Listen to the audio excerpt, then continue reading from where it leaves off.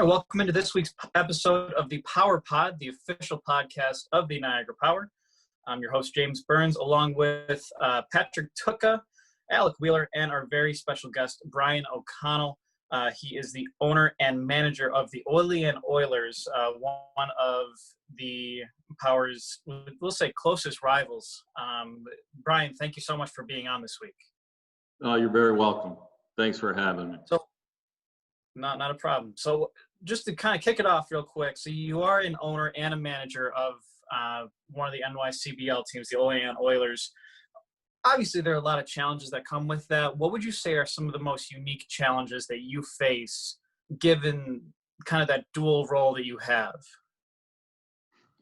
Well, I think from an organizational standpoint, one of the challenges is to, get solid players to the Olean Oilers. We're kind of a small geographical area. And so we have to compete with the likes of the Niagara Power, which has a more diverse geographical area to draw from. So getting players is one of the things that is, somewhat challenging for us, although we've been successful over the years.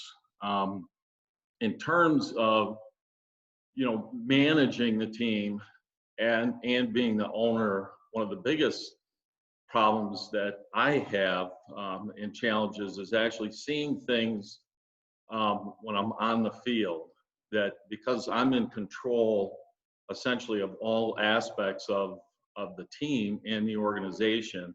If we're home and I see things happening in the stands, or something's not right, people are always coming down to me and saying, hey, we've got to do this in the concession stand, or hey, kids are over here playing, what are we supposed to be doing?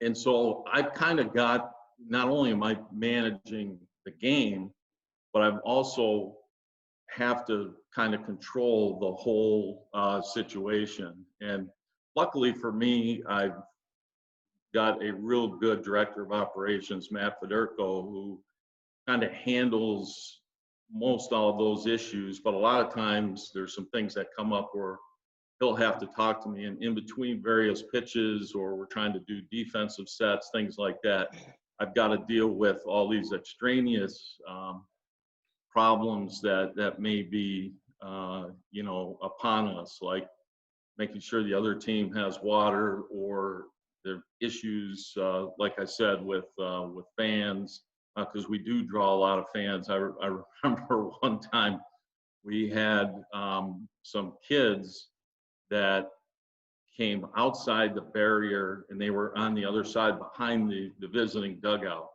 And it's not safe back there. There's no netting back there. And they're just out playing around, and I'm managing the team.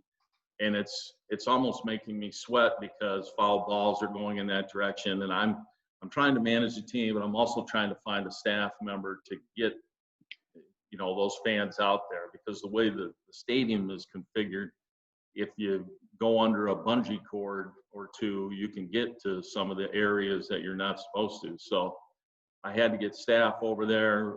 Matt was in the press box, so the way the press box is angled, he couldn't really see what was going on. And so that's some of the challenges. It's not just when you're, as a manager, I can't just focus on the game. I also feel responsible, just because of the person that I am, for the entire operation of the stadium. Luckily, like I said, with having Matt Federko as my operations director, he probably takes care of 99% of it. But because I do feel so obligated, I'm always looking around and always, trying to figure out, okay, we have to deal with this issue over here. So it does take your mind off the managing from time to time. That's just the day-to-day operation. The other part of it is, as an owner, I guess, or president of the organization, it does have a couple of advantages in terms of me being the manager. One of which is that I can decide whether to rehire myself or fire myself, during the season. And so I really don't have to worry about anybody looking over my shoulder and saying, hey, you're not doing this right, or you've got to change, because ultimately I'm the boss. And so if things aren't going well, I guess I could step aside and turn it over to one of my other staff. But that's kind of an interesting thing, is because as the president of the organization and the manager, you're pretty much in control of all aspects of the organization. And I've actually managed for the last couple of years. The year before, I came down and helped because we needed help in coaching. And then how I became the manager is the other assistant coaches said, why don't you just stay on as the manager the following year? And I decided to do it. I coached a lot when my kids were growing up in Little League and Senior League, and we won a couple of state titles and close to going to the Senior League World Series, and I really enjoyed being on the field. So that's kind of how that started.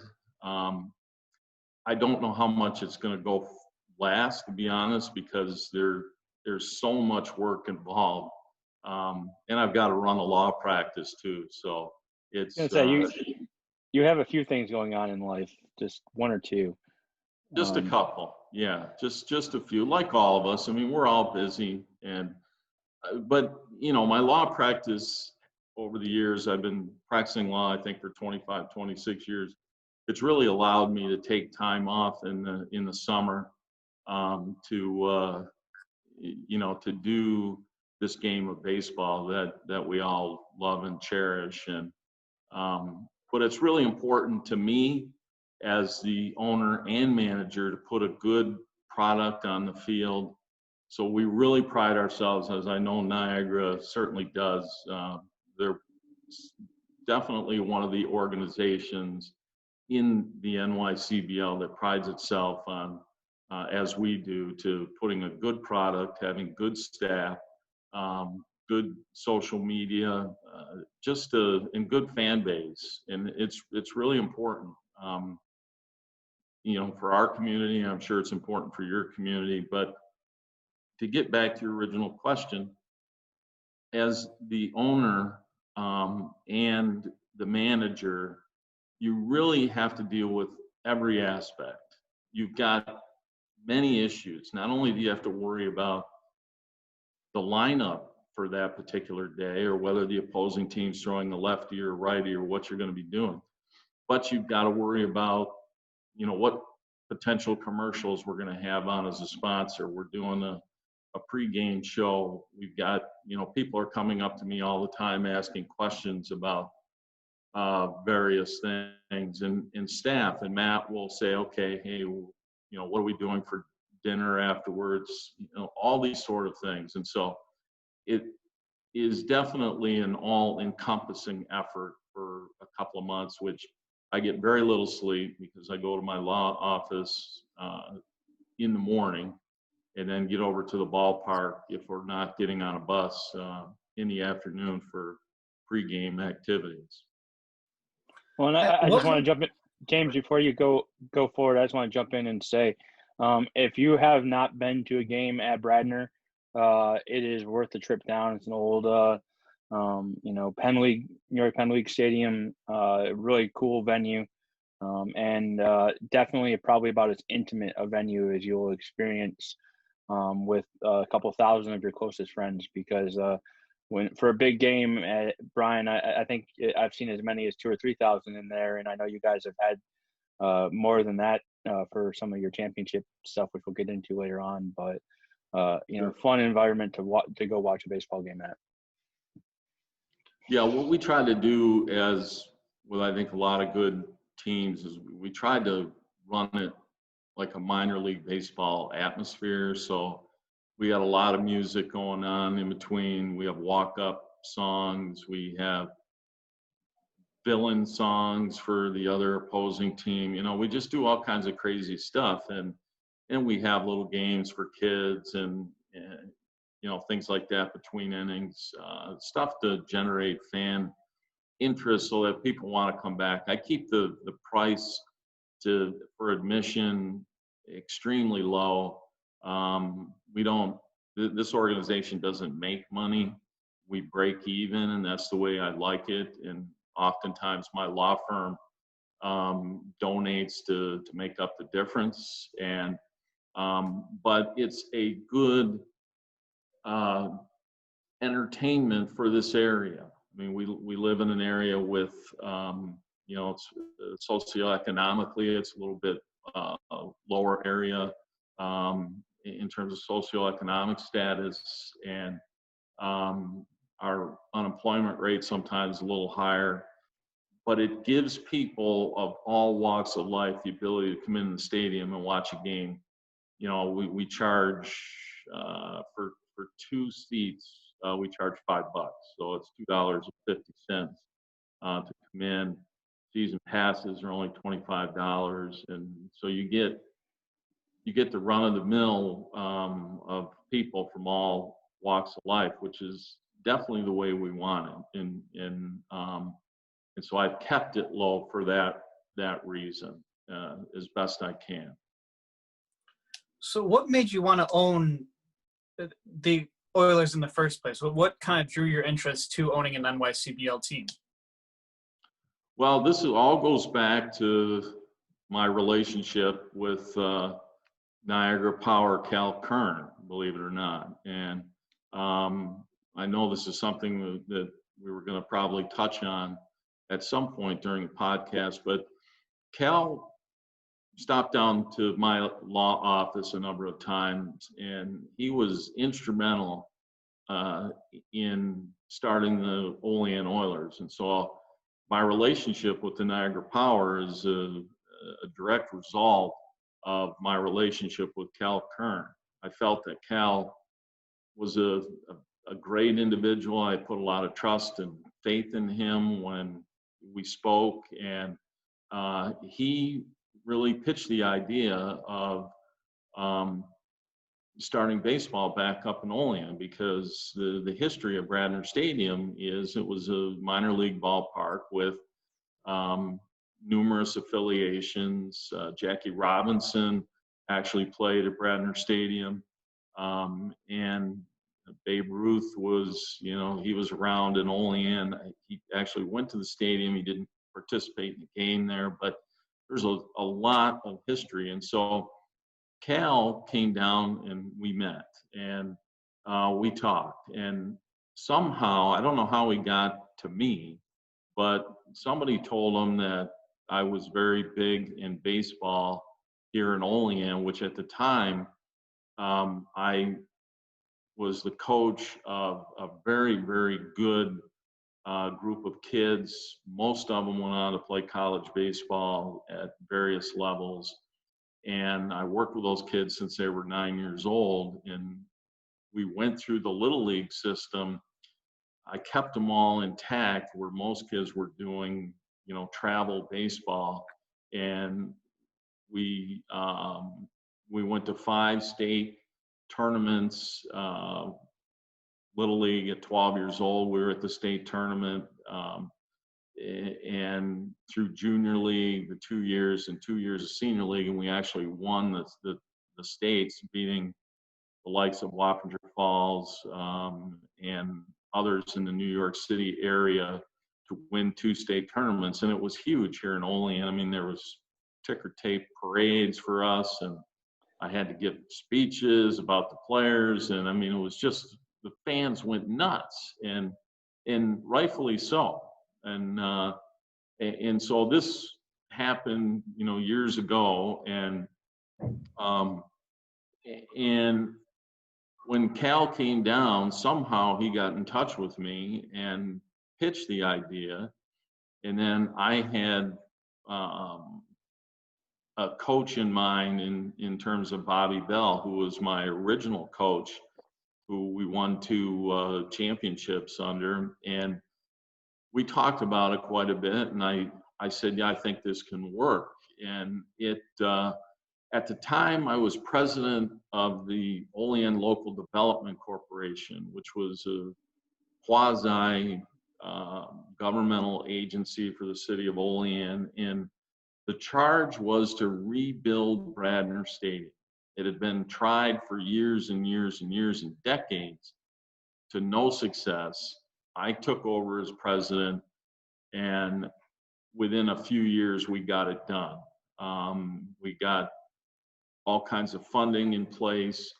And part of that was using Cal's idea and say, we're going to bring baseball, minor league style baseball in a summer collegiate league back to Bradner Stadium for the community.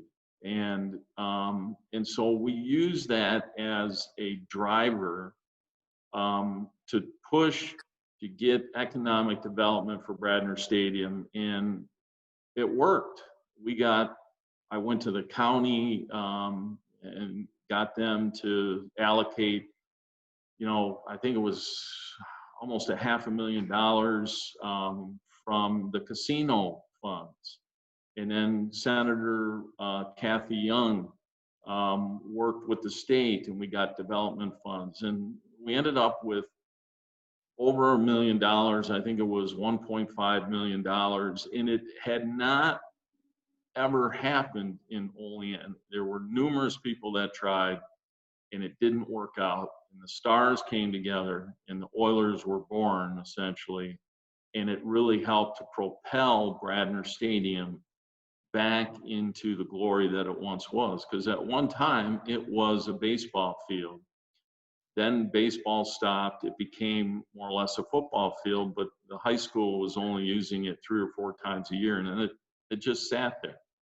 So we really changed the calculus for the city and got that done. But it was with the Olean Oilers at the forefront. And Cal Kern started it. And I worked with him, right along. And there were times where, I don't know, Cal, and he'd say, we can do this, we can do this. And he really took me under his wing, and we got it done. Cal's one of those guys that when he gets something in his mind, it's pretty hard to stop him. He's going to push it forward. That's Cal. He really, I'm sorry, Pat, but he really saw the potential.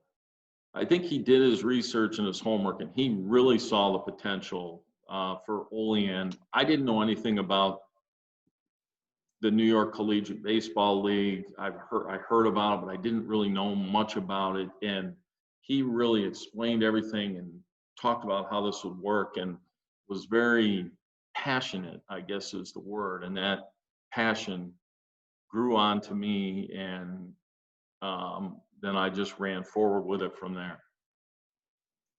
There seems to be a lot of people who came in to the league when he was the vice president, looking primarily at expansion of the league, which is great. I'll continue on, and the question I'm going to ask, because you guys open up in the home opener is against Niagara Power, and it has led to one of the most hotly debated and epic stories of that I have heard. Every person I talked to about the game there at Bradner to open things up, and for y'all was it has a little bit different story and a little different spin. I've heard about the need for a police escort to leave the facility. It sounds like it was quite a night for the home opener. So would you like to run us through that ninth inning and just the experience in general? Yeah, so here's the truth, the whole truth, and nothing but the truth. And this was a very big night for us. This was our first home opener at Bradner Stadium. I was there as the owner. My coach was Bobby Bell. We had our staff, and we there were thousands and thousands of fans. So much so, and almost 5,000 fans, I would believe. I advertised that following the game, we were going to shoot off fireworks to do the inauguration of the Olean Oilers. So this was a big deal. We needed a good game for our fans, and it would have been great to go out with a win, and we should have had the win. But so my job was not only to put everything together, but the interesting part of this is I was in charge of telling the fireworks guy when to light the fireworks off. And we were going to, and it was going to be done. I was going to text him and say, light them up. And I was going to time it for when the game finished. Right when the game finished, I was texting him and say, we're ready. So in the ninth inning, we've got it's a tie game, and we have a play.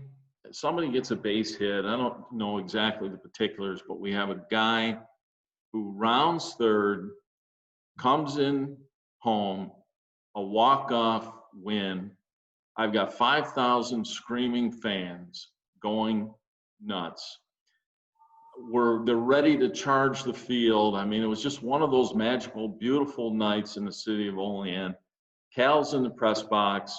Cal and I have been talking the whole time. I'm down by the dugout at this point, and I'm texting the fireworks guy, light them up. And the place is going nuts. And all of a sudden, out of the corner of my eye, I see the Niagara Power manager come running out of the dugout towards the umpire. And I look back at my text, and I'm like, okay, and I see the fireworks guys out in center field, and they're getting out of their trucks, and they're getting ready to light them up. And now I'm trying to think, okay, what's going on here? So I look in the Niagara Power coach, and I don't know who the coach was at the time. He is arguing something.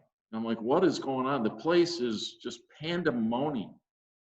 So come to find out, he is arguing that the guy that was rounding third coming into home did not touch third.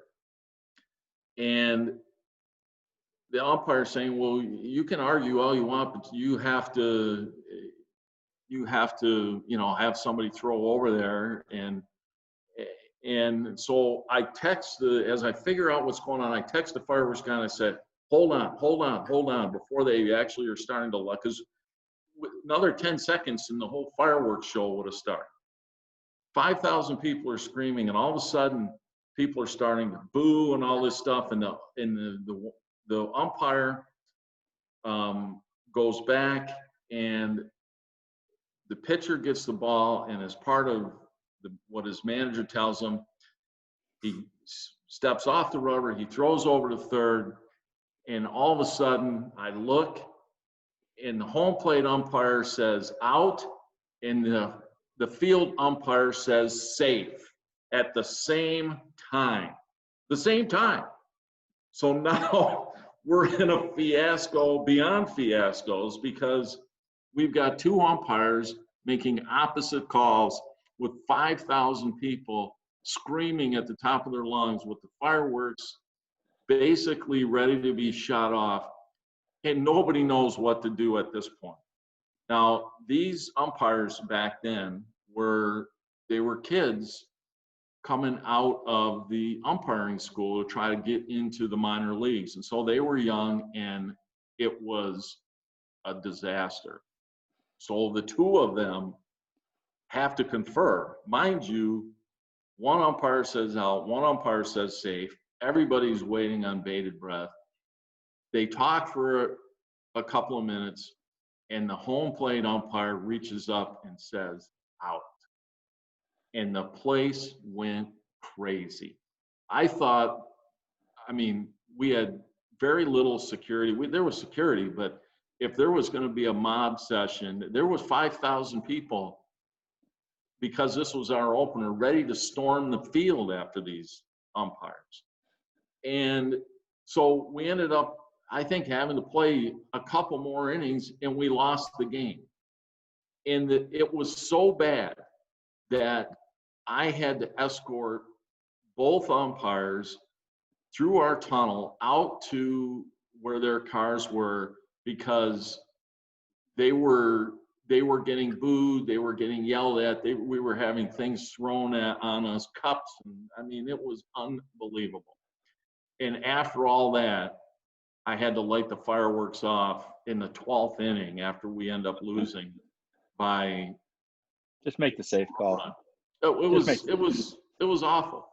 And Cal came up to me and he apologized and he said, I don't know what the right call was, but I just, Cal, he didn't want our opening night to be like that. And we set it up so Niagara, because Cal was so instrumental with us, we set it up so it was Niagara that would come down on opening night. And it just turned into one of those legendary stories in the NYCBL for a team opener. And to this day, our player and Bobby Bell swears that he got the corner of the bag, and the home plate umpire was standing at home where he should have been, and the second base umpire was behind the pitcher. So we think the second base umpire had a better view, but technically it's the home plate umpire's call because he's covering third. He's supposed to be watching third. And I think that's how they figured it out, going, okay, but I'm the one that, and he made that call from 90 feet away. And just it was awful. I mean, if there was ever a call where you had to be 110% right to make that call at that point in time, that was the one. And if you had any doubt whatsoever, you never make that call under those circumstances. You just don't. Yeah, well, I have a background in umpiring baseball, so I was probably like right along the lines. I probably would have sided with the plate umpire still too, simply because it's with those plays, it's much easier to justify him missing the bag than him hitting the bag, because if you're saying he missed the bag, usually you can see him miss it. I've had plenty of those discussions myself, and usually it is the home plate umpire that does that, and normally only one person's supposed to give the signal. So in my head, I'm thinking, okay, the field umpire messed that whole situation up. There's no doubt that the field umpire messed it up, but he knew the gravity of the situation, and he must have thought the guy was on the bag. But it was just the craziness. I mean, it would have been crazy enough had the home plate umpire just, called him out, given the circumstances, unless he was absolutely certain. But when you have two umpires at the same time making two different calls, what do you do with 5,000 fans screaming with the fireworks ready to explode? I mean, you should have seen the fireworks display afterwards. Talk about a letdown. This was supposed to be triumphant, and it was not. It had the magical ending, except for the fact that the umpires got in the way of the magical ending. Yeah, I mean, it was a walk-off. It couldn't have asked for a better ending to that game, but it just wasn't meant to be. So let's shift to a more positive note. We'll talk about the 2015 to 2016 championship teams, and obviously some of the success that those players have had from those teams. I guess if you want to talk about that, kind of the highlights of those seasons and some of the players that have went on to have success beyond that season. And with the last night being the start of the draft and the draft continuing today, I definitely would love for you to kind of hit on a couple of the guys who have, as a Tigers fan who have, one of your players in our organization, would love to hear some of those stories as well. Okay. So, yeah, 2015 and 2016 were magical years for us. I mean, we've always been a playoff team pretty much I think every year we've been in the playoffs but one. But we were always average. We'd play good baseball. We'd be 500, a little bit better, and we'd get in the playoffs and then kind of peter out from there. So in 2015, the stars kind of aligned in terms of the playoff caliber talent that we got. And a lot of it had to do with my alma mater, St. Bonaventure, where I started at, believe it or not, at Niagara, and I talked to Pat about this and transferred back to Bonaventure and finished Yeah, out. we'll have to talk about your experience at Niagara at the end. That's and yeah, I was up at Niagara for a semester, and I ended up back at St. Bonaventure, but the coach that I played for at Bonaventure is still the coach at Bonaventure, and Matt Federico works at St. Bonaventure, my operations director. So we get a lot of quality guys from St. Bonaventure to start out. We get 4 good guys generally a year, and a lot of them are good pitchers that we take. And so we got some young talent in 15, like Cole Peterson, and who was our shortstop. And we just, when in talking to Larry Sudbrook, who's the coach, he said, you know, some of these guys are the best guys that I've seen in my program in a long time, and they're going to be good. And boy, did we find out. They were young. They had just finished their freshman season and just starting out in a wood bat league. But you could tell that the talent level with some of these guys was exceptional. And so in 2015, we played fairly well throughout the first part of the season, but when these guys started to click, there was something really special. And we just went on this tear towards the end of the season, and it all culminated with our first championship in 2015, which was in front of, you know, thousands and thousands of fans, and it worked out that we won the title at home, actually both years. And I had worked it out with, I forget who we played right now for the title, but I'd worked it out where we could try to win the championship at home, and which we now have codified in how we do it, the higher seeded team.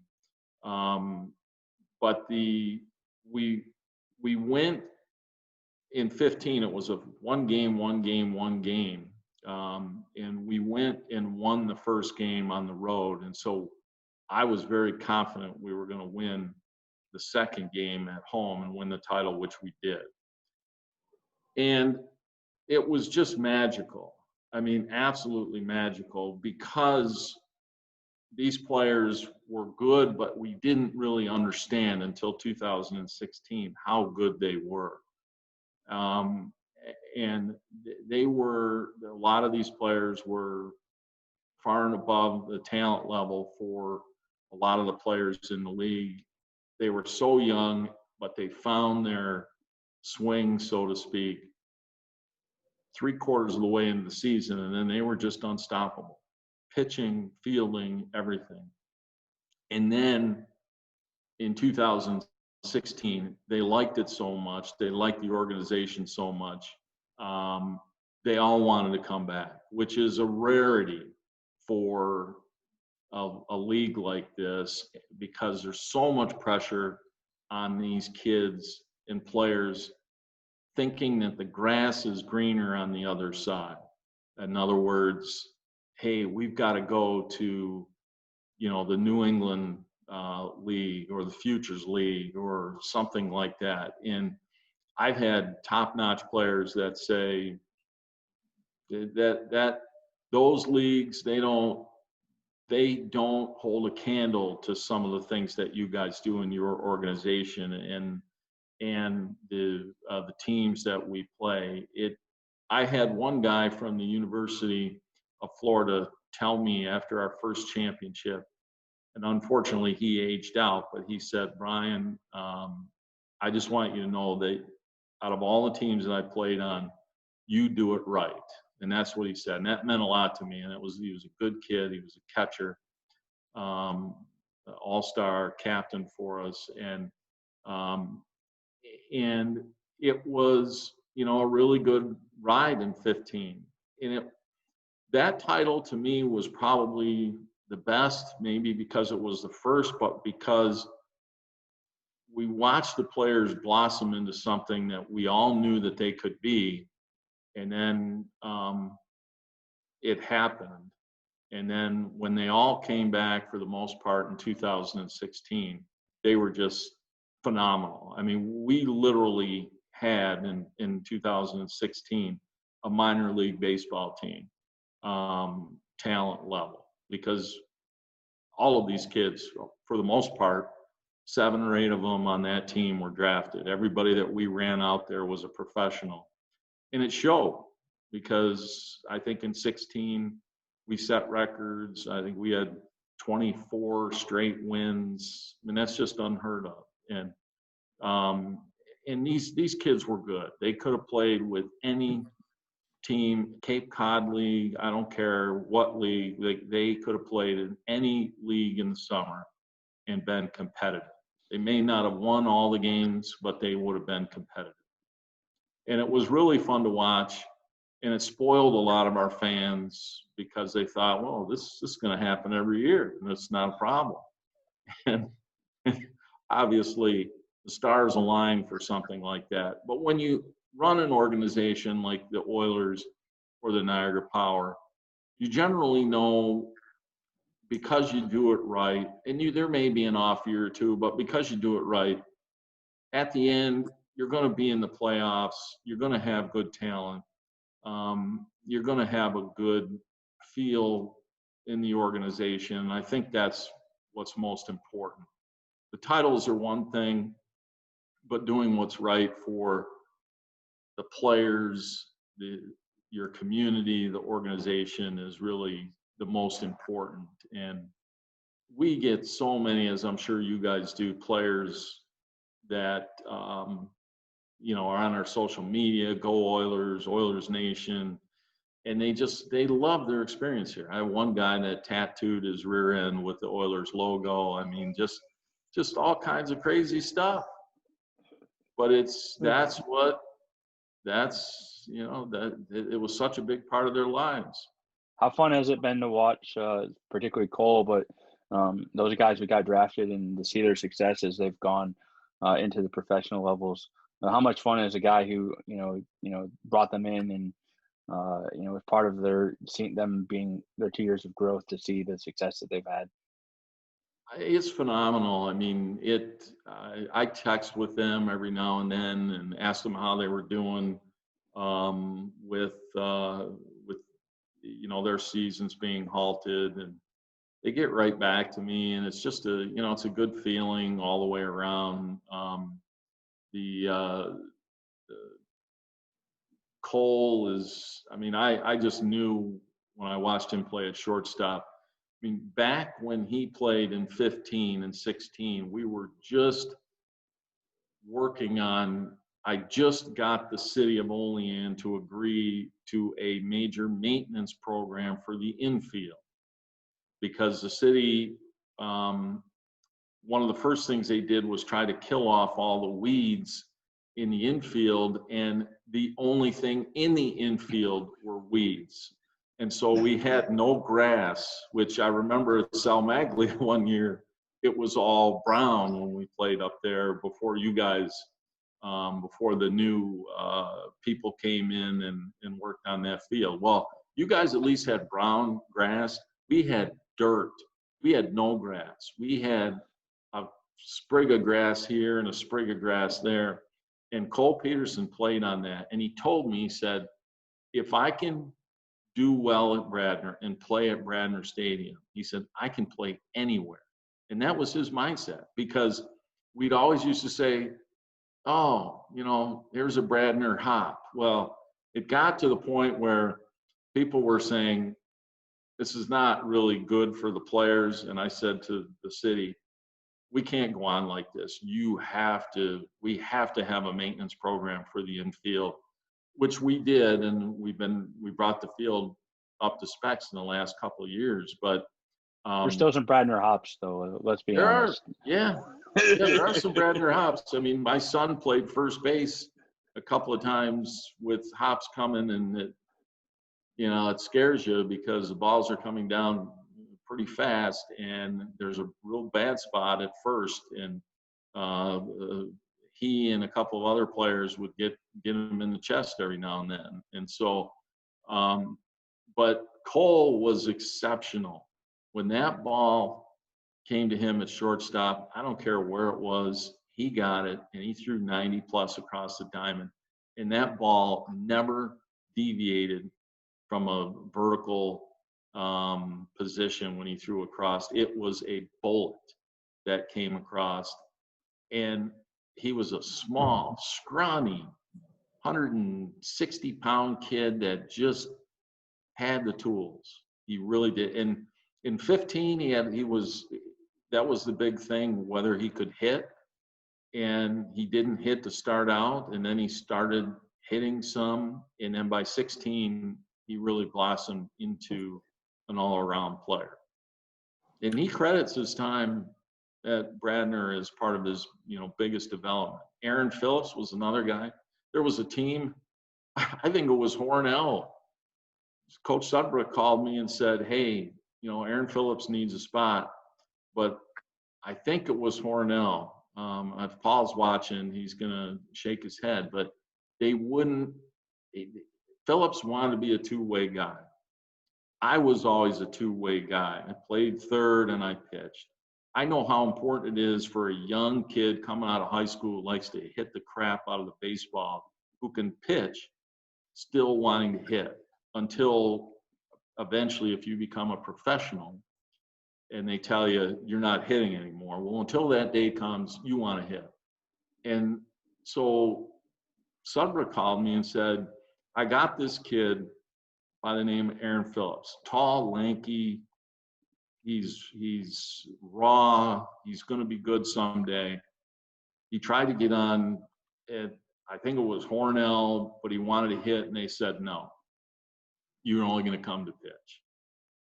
And Larry says, you really need to take him. I know you've got a full roster. And I said, Larry, you were my coach. You tell me I need to take him. We're going to take him. And it was right at the end of the time just before the season started when I got Phillips. And look what he did for our program. And when he came to us, you could sense the raw talent. You could see it. He was big and strong and, had long arms, but he just didn't have it all together yet, but you knew he was going to at some point. And boy, when he clicked in 15 towards the end, it was amazing. And then in 16, he was unstoppable, pitching and hitting. When he didn't pitch, I put him over at first. We got lucky because Joe Barbario, who was a nightmare for every other opposing hitter last year, he really wanted to catch, and him and Ted couldn't come to an agreement on Ted Peterson, our manager, or Ted Stenberg, our manager. Jesus goodness gracious, they couldn't come to an agreement on him catching, so he wasn't originally going to come. So he came at the last minute, but we got lucky on that one because, just let them play baseball. If they want it, it'll be okay. But all right, James. Well, Patrick, I need your help on this one. So obviously, Brian, we talked about your relationship with Cal Kern. You guys are obviously very close and have a very deep-rooted history. There has been a rivalry with the Niagara Power and the Olean Oilers over the last several years. Patrick, we kind of talked about it before the show a little bit. Can you just refresh us on how the Oilers and Power have done over the course of the last couple of years, head-to-head, record? Oh, no, wait. Well, I mean, overall, since 2011, let's be honest. All right, Olean has owned this rivalry, but the last 2 years, it's 13-5 in favor of the Power, because we went 8-1 last year and 5-4 2 years ago. Now, Olean did beat us in the playoffs 2 years ago, with a few Bradner hops and then some interesting defense by one of our players, but it has been a fun experience for us, and I was talking with you guys prior to the show today, but Brian has been one of the biggest supporters of bringing the Niagara Power back to Niagara Falls, and has been one of my biggest supporters. He's the person who will always answer the phone, and when I have a question or a concern about something, or I just need clarification on something, he's always been the very first person to help, and so it's been a great partnership and friendship there, and it's honestly, it's the measuring stick for us. I don't say that without in any way, shape, or form other than the truth. If we can compete with Olean, we're going to be in pretty good shape, because they're usually, if not the best team in the division, they're going to be right there, and they're going to usually have as good talent as anybody else in the league. So that's where we measure ourselves with. But it's been a long-standing rivalry, and Cal, I know, equally feels the same way about Olean and about the relationship between the two organizations and the competitiveness of the two organizations. Well, the rivalry was certainly born back in 2011, as per our prior discussion, and it's catapulted in the last couple of years. Niagara has been the program to beat. I know when that game that you were talking about, where we ended up winning and getting into the playoffs, when we play Niagara, we know we're in for a battle, and I think they feel the same. But it's a professional battle. We respect each other. We respect our organizations, and we're competitive people. I know I'm very competitive in my law business, but you do it with honor, you do it with compassion, you do it with respect, and you play hard while you're on the field, and when you're done, you realize and recognize that this is a game, and you need to have respect for one another and the organizations, and we certainly feel that way with Niagara. And you guys have put on some great teams the last few years, with winning the championship, which you deserve to win that championship, because I felt that all the teams that we played throughout the year, that you guys were the top, and so I would have felt that somebody would have stolen it from you had you not won that title, just because I felt overall you were the best team, throughout the season. Your check is in the mail, Brian. I appreciate that. But no, I think it goes. You brought Matt, and it goes so deep with the relationship. Matt and I text back and forth all the time, and there's a real strong connection between these two organizations. It's you guys have a radio.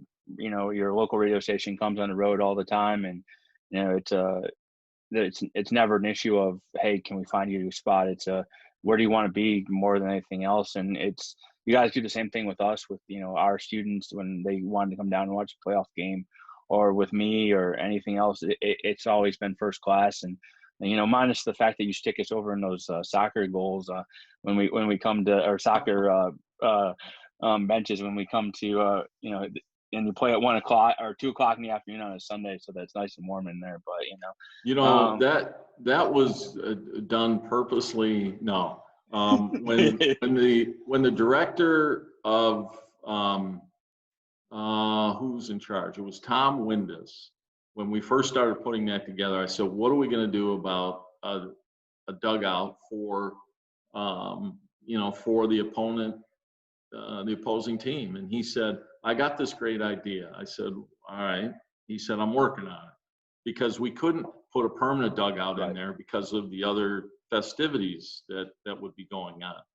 And all of a sudden I showed up at the park, and here we have these open, see-through visitor dugouts sitting there. And I thought, oh, this is going to go over well. I'm over in the plush dugout, which they told me I could put anything in there I wanted. And I bought all these helmet racks and all kinds of stuff. And these poor visiting team in the hot sun are over in a dugout with no shade.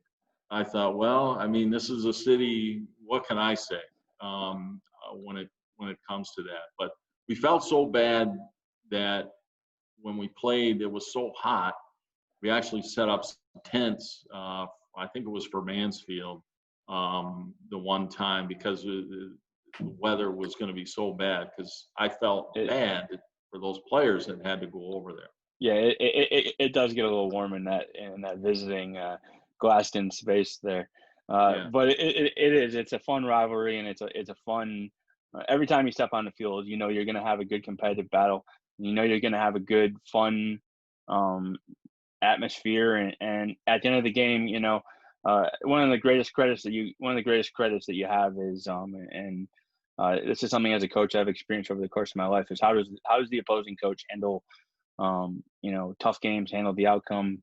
It was towards the end of the season we played you guys at Niagara, and we took you in a doubleheader, in a tough, couple late game situations that didn't go your way. And, I came over and shook your hand, and you couldn't have been more complimentary and more positive. And I think at that point you might have thought about resigning as manager, because you were having a little bit of a tough run at that point last summer. But I do want to ask about one other thing last summer before we move on, because I think there's another great story last summer. So can you talk a little bit about the Houghton after hours experience against Rome when you guys, I think, finished up your second game about 3:00 in the morning? Yeah. So the bottom line for us is we had to get these games in, and Bradner Stadium was awash, and it was a flood of biblical proportions. I'd never seen anything like it. And Rome came down. They were here, and we were trying to figure out what to do. So I was calling all around. Normally we have St. Bonaventure with their turf field, they don't have lights, and we had to get these games in so that we could get into the playoffs. And I think we needed 1 out of 2.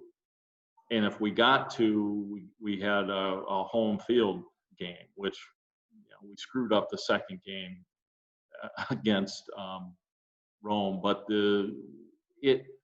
I called around and I got a hold of Ralph, and he graciously allowed Ralph from the Genesee Rapids graciously allowed us to use the field.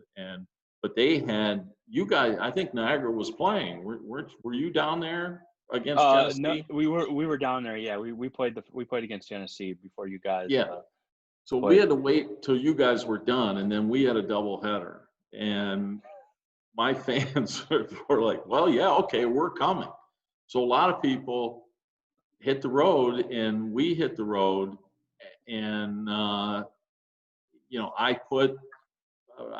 brought Rome's players over to our concessionaire at Good Times. I bought them all pizza and stuff, and then there was a whole issue about, this is a backstory, but there was a whole issue about a bus driver with his DOT transportation rules that only allows a certain amount of time for him to be on the road without sleep.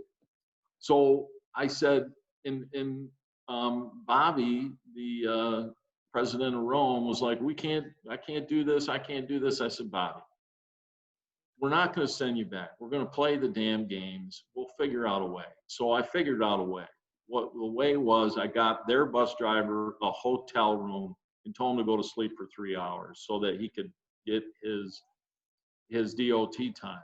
I called my bus driver and said, I can't have the Rome bus driver driving over to Genesee because I got to put him up in a hotel for 3 hours. I need your bus to take Rome over to Genesee.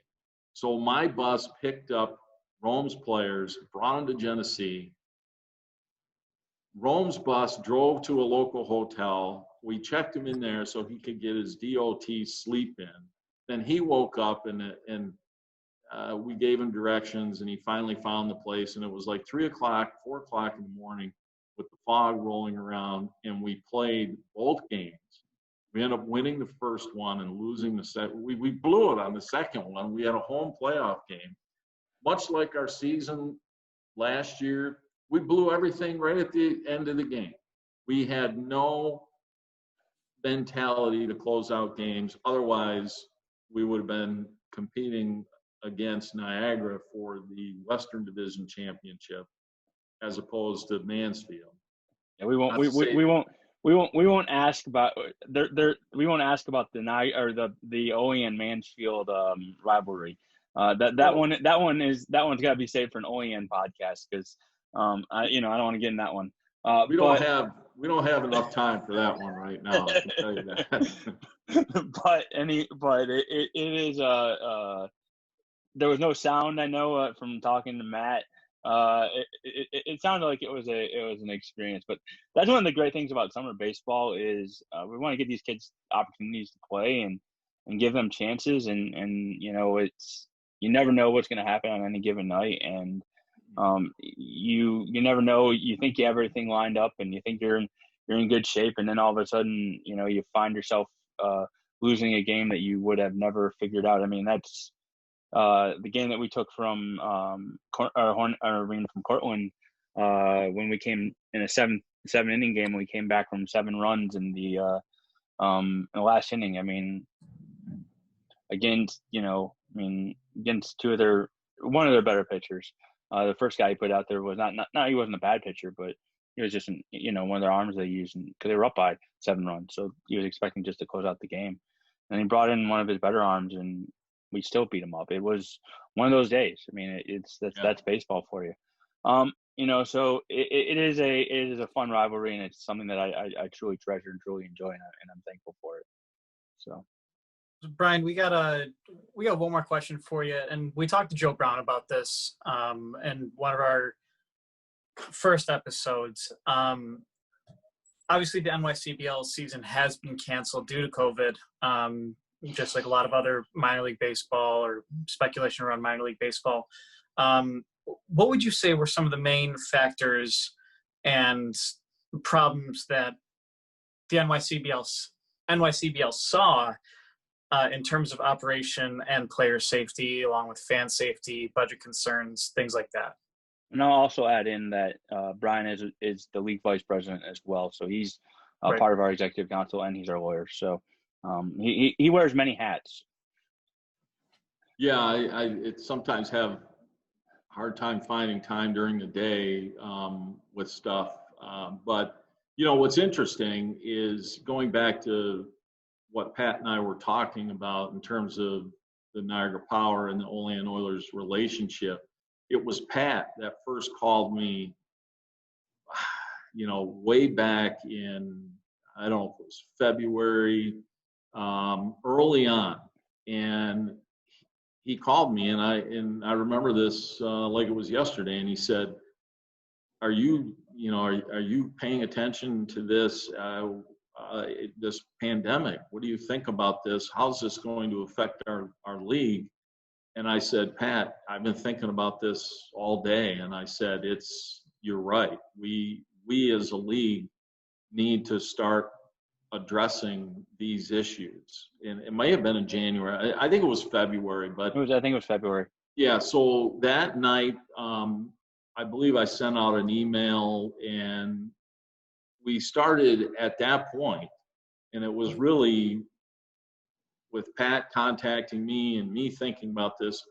We really started the ball rolling in terms of trying to figure out how this pandemic was going to affect the league. And just to, there's so many issues that we had to deal with over the course of months, from a legal standpoint, from a player health standpoint, from a community health standpoint. And to sum it up, essentially, there was way too much uncertainty for us to be able to proceed.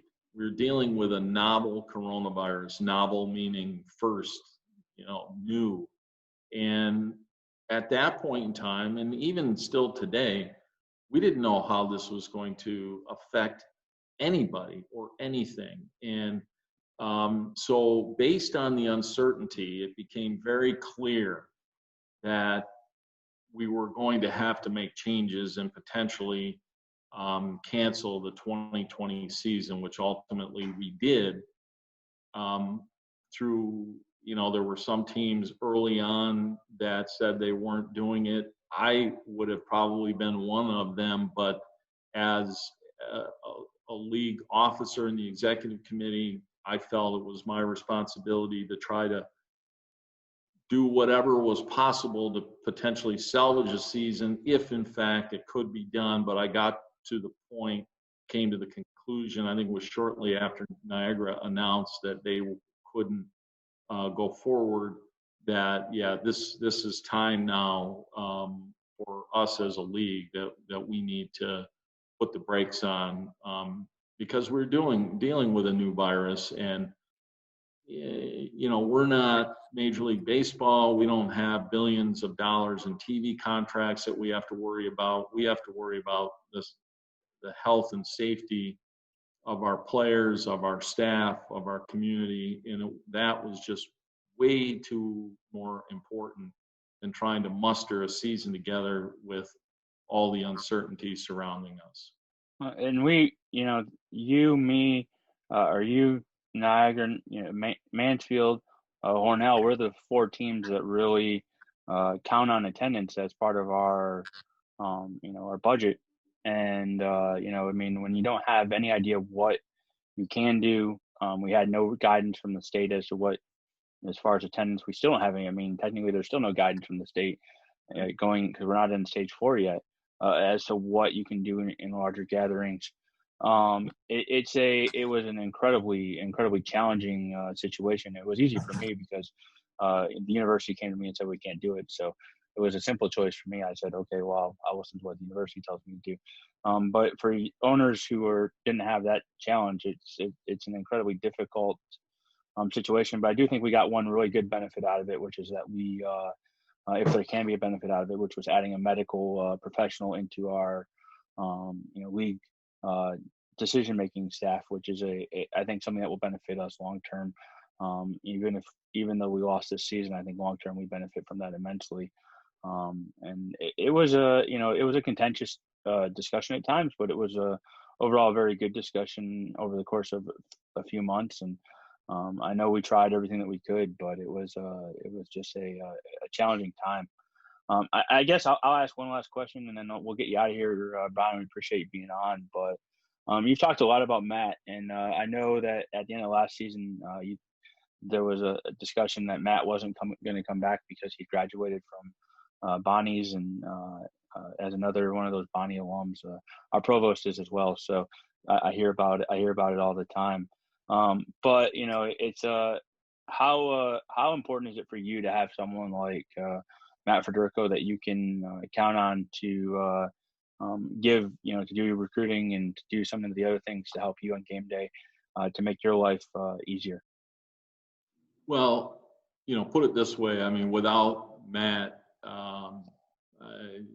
it would be difficult for me to be able to do what I've done over the last couple of years, because, we talked early on about the difference, some of the challenges, and he alleviated a lot of those challenges that just can't be done if I'm going to manage, which I haven't decided yet whether I will in 2021. But Matt's been instrumental. He is a sports guy.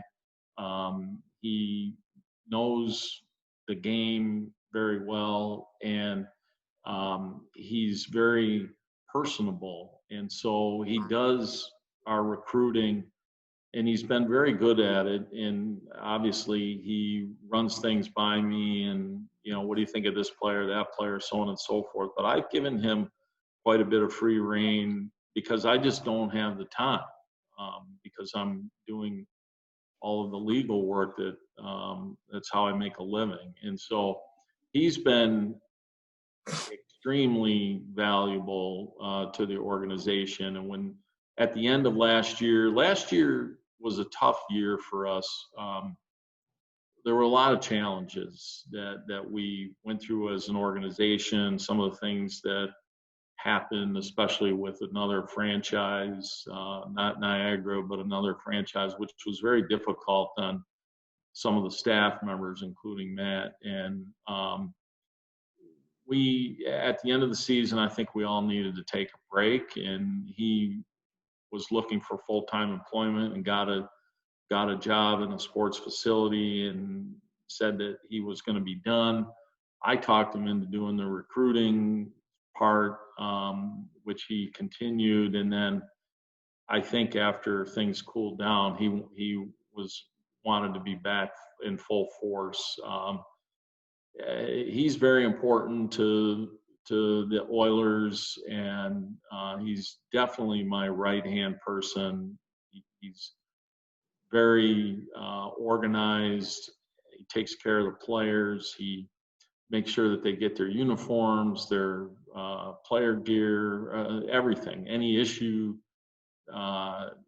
goes to him and then comes to me. And so, we really couldn't be the organization that we are without him being part of it. So hopefully he will continue. But it's been 10 years now. This will be 10 years for us, and I've got to start thinking about what I'm going to be doing in the future, in terms of a management role, which I'm thinking this year, or I'm sorry, in 2021, that I'll be stepping back from actually managing, and either we'll have the staff that I've had in the past step up, or we'll be bringing in, a managing and coaching team for 2021. Well, James, you take it. I don't have anything else. Yeah, no, that's really it from me as well. Obviously, Brian, thank you so much for coming on the podcast. I really appreciate your time and, obviously explaining everything that you do for the league and obviously for the Oilers. And hopefully there'll be some baseball for us to watch before the end of the summer, and we're looking forward to continuing the rivalry in 2021.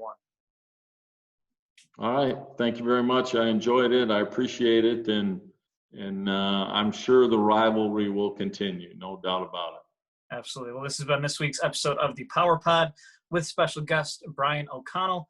Join us next week for another great episode of the Power Pod. For Patrick Tucka, Alec Wheeler, and Brian O'Connell, I am James Burns. Thank you. See you soon.